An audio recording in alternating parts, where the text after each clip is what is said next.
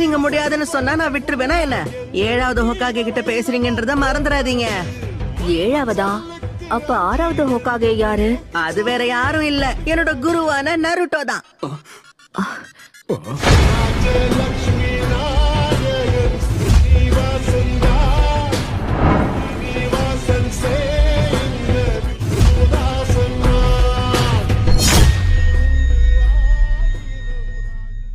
நீங்க முடியாதுன்னு சொன்னா நான்